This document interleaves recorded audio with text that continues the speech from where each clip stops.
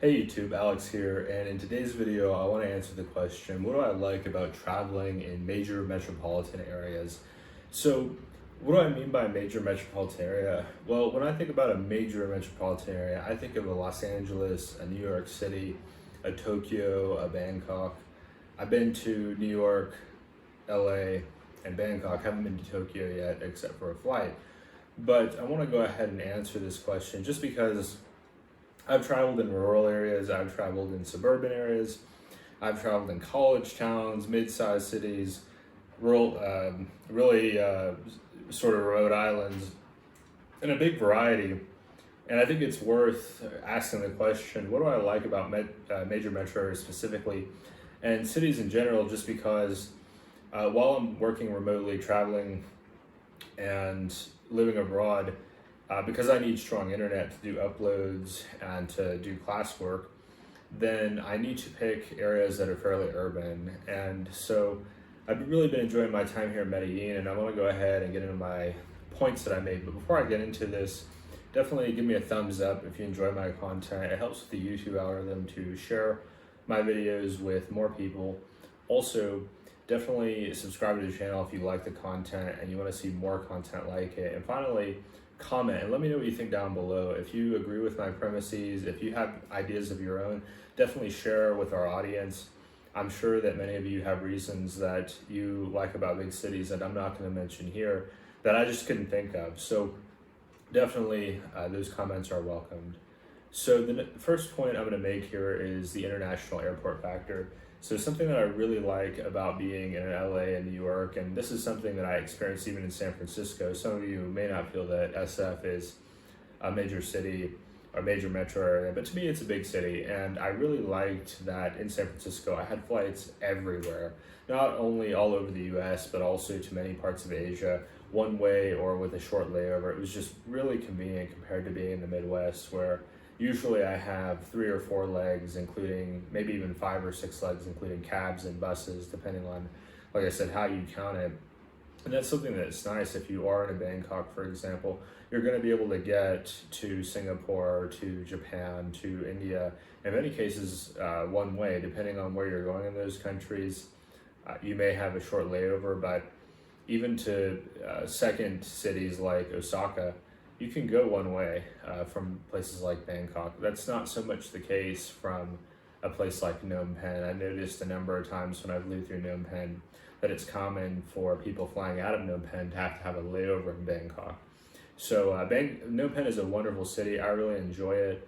There's so much to like about that city. The people are really cool. The food is really good. It's really an international vibe there, but it's not necessarily what I'd call a major city. And so when it comes to flights, that's something I like about the bigger cities, that I'm not having to make as much effort to have those international flights. I don't have to worry as much about layovers. It's just faster. It's less time consuming. And also it tends to save money. If you're not having as many layovers from smaller airports, that tends to really raise the cost of flying. Now, if you have more money and that's less of an issue, then it's a non-issue. But I noticed that it tends to help me when I think about the cost of living in a major city. If I'm doing relatively well, then wow, I'm going to be able to save money on travel. So even though I like to travel and it's an expense, it's something that is going to cost me less when it comes to time and extra layovers, like I said, waiting and added costs of regional airports. The next thing I'm going to mention, like I said, this is going to vary from city to city, but with public transportation, it's really nice in some of these cities of 10, 20 million people in the metro area. It's really nice to not have to pay for a private cab when you are considering your budget and you know you're going to be taking a lot of different expenses into account. Then being able to get to your accommodation from the airport for a few dollars, that's really nice. That's just a really nice thing where it's clean and it's safe. And now of course this is pre-pandemic, and of course once the vaccine goes around, then that'll be something that comes back. I wouldn't recommend right now if you can help it doing that, because there is that risk. But assuming things go back to normal or somewhat normal, then that's something that I'll be really looking forward to doing again in major metro areas, is using public transportation. In some cases, it's more efficient than using a cab. I know in some cities where the traffic is particularly horrendous, then using public transit can be more efficient than taking a cab. And in some cases, it's faster. In some cases, the public transit route takes half the time of getting a car and going that route. So the next thing I want to mention here, there's lots of food options at all price points. If I'm in a major city, I know that not only am I going to be able to have a lot of mid-range food, but I know I'm going to be able to have expensive meals on special occasions, and then also that if I'm looking to be more economical, more budget-oriented, then I can get a lot of street food. And so that's something to think about, that if you're somebody that's looking to have a variety of food, then the major cities will have more of that. That's something that a lot of people say, for example, about New York, is that if you are looking to spend a couple bucks, you can have a slice of pizza. If you're looking to spend maybe $10 or $20, there's different kinds of takeout options. And then you can spend as much as hundreds of dollars on a single meal in New York City, depending on what you're looking to do. So that's something that I think a lot of people like, is that you do have a big variety of food options. That was something I really enjoyed about the time I spent in Bangkok, is that I could have a street food breakfast, a lunch special, and then a really nice dinner. And all in one day, all in one city, perhaps multiple neighborhoods, but that's not necessarily something you can do in a smaller city. In a smaller city, you might have mostly a mid-range food. I noticed that in the Midwest area where I lived, it was mostly mid-range food and fast food. There wasn't really much, there was almost no street food, and there was almost no fine dining or higher end restaurants. So that's going to be different when you are in a big city, a major city. You do have that variety of food options. And alongside that, if you like international food and you're looking for international food on a regular basis, then that's something that I've noticed I do find in the major cities, unlike perhaps some of the smaller areas. If I am in, say, Bangkok, I can have an Italian dinner, I can have a Thai lunch, I can have an American breakfast. These kinds of things are possible, whereas they might not be possible in a smaller town. You might be limited to a local breakfast. You might be limited to perhaps for lunch, you have a couple of local specials, and for dinner, maybe the one Italian restaurant closes at, say, 9 p.m. And so that's something to consider when you are thinking about non-major metro areas, is that you may not have that international food scene that you're really seeking. So that's something I do really like about major metro areas, and I've heard similar things about Mexico City. I haven't been to Mexico City yet, it's definitely on my list, but that's something I've experienced in LA and New York, Bangkok, and all kinds of major metro areas where you can have one style for breakfast, a different for lunch, and a third style for dinner. The next thing I'm going to mention here, if you're looking to learn that language, the major metro area, this is something that I've heard, it's going to have an unaccented dialect. So some say that it's best to learn Spanish in Mexico City because you're getting that professional neutral version of Spanish. You're not getting the Spanish with a local dialect or perhaps some slang. You're getting the Spanish that you'd want to speak in perhaps a legal setting, a business setting, perhaps an engineering setting. And that's something to think about, that if you're looking for a longer term stay in a certain country, that if you're looking to learn the local language, it might be the best bet for you to learn that language. I've heard similar things about Thailand and Bangkok, that if you're looking to learn Thai, Bangkok is going to have your best language schools. It's going to give you the best command of the Thai language and really get you the best results in your communication efforts. I can't speak from personal experience, I haven't done that yet, but that's just something I've read online. Next thing I'm going to mention here, if you're kind of nervous about being an obvious foreigner, if you obviously look very different from the local people, you're probably going to like in a major city, you're less likely to stick out as a foreigner. I've heard that, for example, if you're in a small town in Thailand, well, if you're a foreigner, you're going to be very obviously a foreigner. Whereas if you're in Bangkok, oh, look, it's just another tourist. So that's something that I like about being in the major metro areas.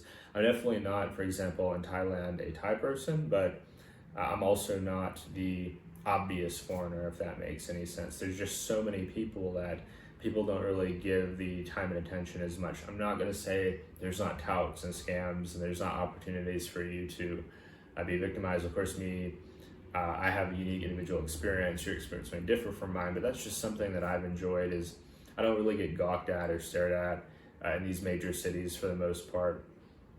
People are curious, but they're they're typically not as curious as somebody who hasn't perhaps seen foreigners as much. The next thing I'm going to mention here, big cities are going to have these interesting ethnic neighborhoods around the world.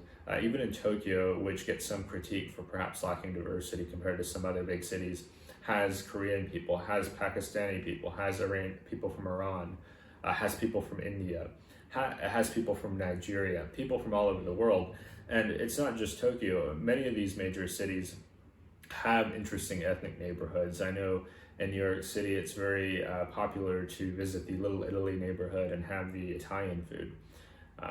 And similarly, in other neighborhoods, I really enjoyed having Jamaican food when I was staying in, I think it was Bed-Stuy, Brooklyn. And so you have these really interesting neighborhoods that have this community feeling and really this unique sense that you get there, that you're in this community of transplants. And that's something that doesn't necessarily exist in the smaller metro areas. In the small metro areas, I found that you may have some families running some individual restaurants, but you don't have that these large group functions post-vaccine that you would have in these larger cities. You just don't. You simply don't have the mass population numbers to make it happen. So the next thing I'm going to mention here, you've got a big variety of neighborhoods. So not just do you have these interesting ethnic neighborhoods, but I'll use Bangkok here again because it's the most recent big city I've stayed in for a while. I tried, I think, 4 different neighborhoods in Bangkok. I tried a central Bangkok neighborhood, kind of near, like a mile from Khao San Road, maybe a mile and a half from Khao San Road. I tried Bang Kapi. I tried, I think, On Nut. And I also tried near the airport, Suvarnabhumi. And so even in those 4, I got a big variety of experiences. And so that's something to think about, is that you're in a big city, you have a big variety of neighborhoods to choose from. So in smaller towns, perhaps even smaller metro areas, there's 1 or 2 traveler neighborhoods. Maybe there's 1 traveler neighborhood that's popular among travelers, and that's where all the expats live and all the backpackers and the travelers live. But in a Bangkok or like a Tokyo, a New York, you could try in, let's say, a month, you could try a week in 4 different neighborhoods and get totally different experiences of the city. So that's something that is really interesting for me personally, is I like to see, what's this neighborhood like? What's it like to stay in the center of the city? What's it like to stay perhaps in the first ring suburb? What's it like to stay in the further out neighborhood? And then what's it like to stay by the airport? Because ironically, some of my favorite neighborhoods and cities are airports in the neighborhoods. I don't know why that is. I always really like traveling, but that's something that is really cool to me, is that sort of feeling of people knowing that there are travelers coming through their neighborhood, arriving, departing, going all over the world. It's just really fascinating to me. So that's something else I really like about these major metro areas, having that big variety of neighborhood choices. The next thing I'll mention here that you're probably familiar with, but you can handle any shopping need. Unlike a small town where you basically have to take it or leave it at the one mall or the one grocery store, you've got a big variety of grocery stores, electronic stores, clothing stores, any kind of thing that you need. Yes, you may have to pay more than in your home country, depending on the city that you're in, depending on the tax situation, but you're gonna have all these things that you need. You're gonna have a ton of shopping malls. You're gonna have a ton of electronic stores. You're gonna have stores for video games. You're gonna have stores for specific kinds of groceries. There's gonna be everything that you can really think of when it comes to shopping. Unlike the smaller metro areas, you may have to travel. You may have to get on a motorbike. Not that I recommend that, by the way, for non-experienced people. And I'm definitely gonna do some safety videos on motorbikes, but you can get on public transit, you can take a cab, perhaps walk there. There's a lot you can do. The next thing I'm gonna mention. Hey YouTube, Alex here, and I thought I'd get back to the topic of discussion. So, getting back to my previous topic, we're talking about how you can handle any shopping need. You can handle your groceries, your electronics, your clothes when you are in a major city. Typically, there's a big variety of clothing stores, electronic stores, and grocery stores. And I found with electronics, sometimes there's even shopping malls, entire shopping malls dedicated specifically to electronics. I found this to be the case here in Colombia. There's the Monterey Mall here in Medellin that's totally electronics. And then also in Kuala Lumpur, Malaysia, I can't recall the name of the mall, but there's also an electronics mall there in these cities, KLCC, Kuala Lumpur City Center. So these kinds of things are pretty unique to major metro areas. In smaller towns, you may have one grocery store, you may have one electronics store, and you may have one clothing store. But in fact, if you're in a major city, typically if you don't like the selection at a certain place that you found, you can check out other options. Usually there's other electronic stores, other businesses that do that kind of thing. In Bangkok, there's one area, kind of an electronics mall, where they have probably a couple dozen phone repair businesses. So you can pick one of like dozens there. I went to the top rated one and they did a good job, but it's worth considering. You have that selection. The next thing I'm going to mention here is that 24/7 feeling. You have that feeling in the major cities, the New Yorks, the LAs, the Bangkoks, that you can get a lot of things and do a lot of things 24/7. There's late night food delivery. There's late night concerts. There's all kinds of different entertainment venues that go 24/7. Really post-pandemic, when more people have the vaccine, I think you'll see these major metro areas return to that 24/7 feeling. And even now, they're starting to see some signs of life as far as increasing that type of thing. Of course, it might be a long time before these big cities have what they had before, but it's worth saying that they're probably going to be the first places to have the population density to support these 24/7 businesses, whether it's a food business or an entertainment business, etc. These are the kinds of cities and places where these things will come back, where you will have that 24/7 feeling. And that's great for people that are night owls, that like to stay up late or may like to do different kinds of late night activities, because they're going to have that infrastructure in place to enjoy that. Whereas if they're in a small town, I mean, where I lived in the Midwest US, most things would close up at 9 p.m. You're really hard pressed to find a restaurant that isn't fast food after 9 p.m. So that's something to consider, that if you're looking at smaller towns and lower population areas, you may have this sort of feeling that things close up at not too long after dark, and you're basically waiting until the morning to have things to do. So the next thing I want to mention here is English. If you are an English speaker, typically if a country has English speakers, if English is not their first language, the capital is probably going to be the place where you'll find most other English speakers. If they exist, the capital tends to be the place where most of those English speakers are found. And I've found this to be the case in most of the countries I've been to, if not all of them, that is the place that you'll be able to communicate in English if that's something you're desiring. Let's say you have a particular hobby or interest and you want to do that hobby or interest in English, you're likely to have to go to the capital city to have that type of experience. The next thing I'm going to mention here, kind of winding down, the metropolitan feeling. That's something I've only found to be the case in big cities. That feeling that you're in a really vibrant place with a lot of energy doesn't really exist in small towns or medium-sized cities or suburbs. It's really a major metro area feeling that you have, that you're in a happening place, that things are going on, and there's culture and there's nightlife and dining and entertainment and all these different types of things that people like, all in one place. And there's all kinds of people coming from all over the place, all over the world, to have that shared experience. It's just a really unique feeling of connection, and really stimulating in a lot of ways when you have that feeling. The final couple points I'll make here, I'll make the second to last point. Major metros have some of the best opportunities for photography. Unlike some areas where you run out of stuff to photograph in a few days, maybe a week, if you are in one of these major cities, then you're going to have more neighborhoods to explore. You're going to have more interesting people and restaurants and all kinds of different things to take pictures of. Whereas if you're in a small town, like I said, there might be one interesting strip in town that's all of your photography needs. Maybe there's a cool park or two, but it's not like Bangkok, where you could photograph in a different neighborhood every single day for a month and you still wouldn't have seen the entire city. So that's really interesting. Same with New York, same with LA. Really great opportunities if you're a content creator like I am, if you're looking to get out there and make interesting things. It's nice to be based in a big city because you have to do a lot less hunting to make content. You just walk out your door and there's a bunch of different options and prompts and ways of starting your content creation. The final thing I want to mention here, and that relates to the point I just made, there's basically a lifetime of stuff to do.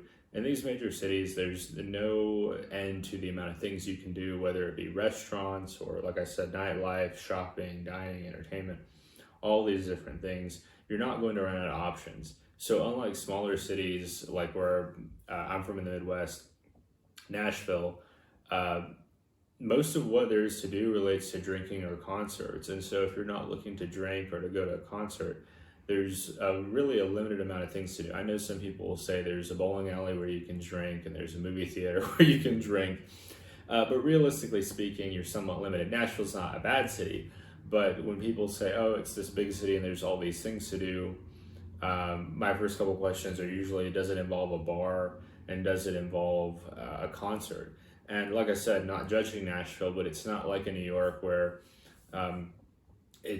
you've got so many different things to do that there's just no end to it, and there's no way you could do it all. And when you think you've done it all, there's a million new things to do and a bunch of new things that you found out to do that there is to do.